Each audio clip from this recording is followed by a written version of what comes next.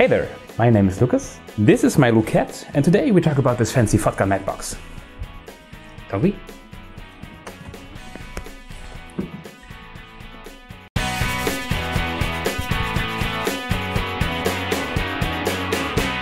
This is it, the DP500 III Mattebox, matching the DP500 III Follow Focus I reviewed a few months back. It's written on the side here, DP500 Filmmaker system. The first thing we might notice here is that it's really massive. So it's a really big, large mattebox intended for bigger systems. I use a Canon full frame body here, which is still a bit ridiculous in size compared to this mattebox. So obviously this is more suited for bigger cameras like a Blackmagic cinema camera or the Sony F or FS line. Looking at the materials, we see a vivid mix of metal and plastic.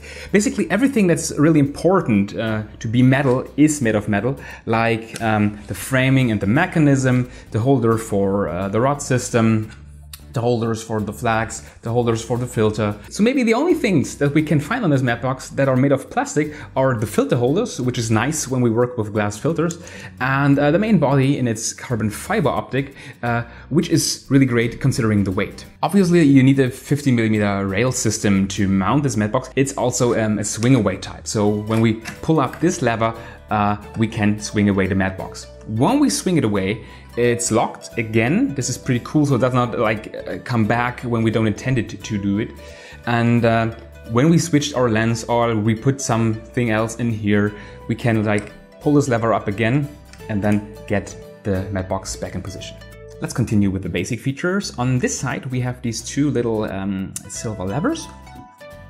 When I open them up, we can change the height of the mattebox. So we can basically adjust it to fit our rig a bit better. On the other side of the mattebox, we have these two blue knobs, which are there to secure our 4x4 filter holders. Like any good mattebox, the FOTGA of course supports 4x4 filters, like the Tiffin I have installed here. From these two trays, the one in the front is stuck, so it won't move a millimeter. However, when you want to use native 4x4 polarizers or ND faders, it's very important that you can rotate at least one filter independently from the other. So the one in the back that I have to secure here first can do just this, be rotated. Of course, we also have flags.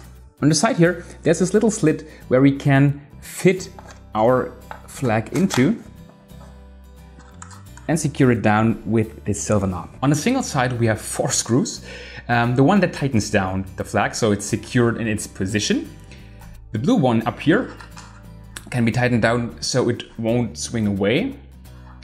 The little silver one on top is like a dampener for how you like to move your flag to the sides. And then we have this little blue one here. We can adjust the height of the side flags, which is great for blocking out as much light as possible. Last but not least, we have this big ass top flag, also called the French flag. And actually this piece is one of my favorite features of the mattebox because this one can clap away. We basically have a little hinge here, so we can reduce the size of our French flag to the half of it. On the top there is no little slit, we just get it under our screws here, screw it tight, and right away we have this big ass mattebox that can block away an incredible amount of light. One important part of a mattebox to block out as much light as possible is this little piece here, this little foam piece, which is called a donut. So the job of the donut is to block away the light that comes from behind the camera. Basically the light gets in from behind, hits my filter and reflects back to my lens. This can not only lead to flares, but also to reflections inside the image, and this is really not what we want. And this is why we have several different donuts. The opening size depends a bit on the diameter of your lens. I like to choose them a little bit smaller. This is why I use this small one for this rather large lens. Installing them is as easy as getting them out. You just pop them into this hole here.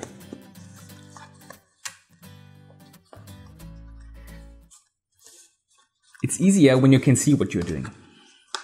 And just the same, get it out like this. But it's not stopping there. With this mattebox, we also get this little cloth, which has 2 rubber bands installed. The basic idea is to get the larger rubber band around this rim that we have on the outer side, and then get the little rubber band around our tiny lens. Personally, I'm not a huge fan of this cloth. The first reason is that it's very hard for me, at least, to attach it to the mattebox. I think it would be better off like with an adjustable little rubber band instead of one that is solidly sewn into this cloth.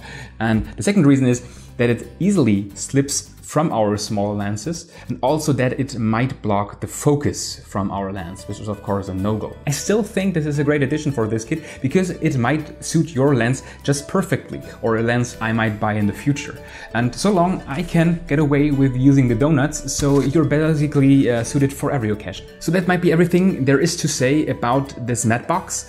If you have any questions, just drop them in the comments. I usually answer them as soon as possible. So maybe in the past you watched my review on this Mattebox from Pro Aim, which is in comparison of course a lot smaller, but in everything else it's simply inferior, because the build quality is a lot worse, the materials are worse, you only have one rotating filter tray, you have no individually controlled filters. It's of course not a swing away, and if you compare them, it's simply not a match because the FOTGA is far more advanced. So I hope you guys found this video useful, and yeah, it would be great to see you again in the future. Thank you so much for watching, and bye.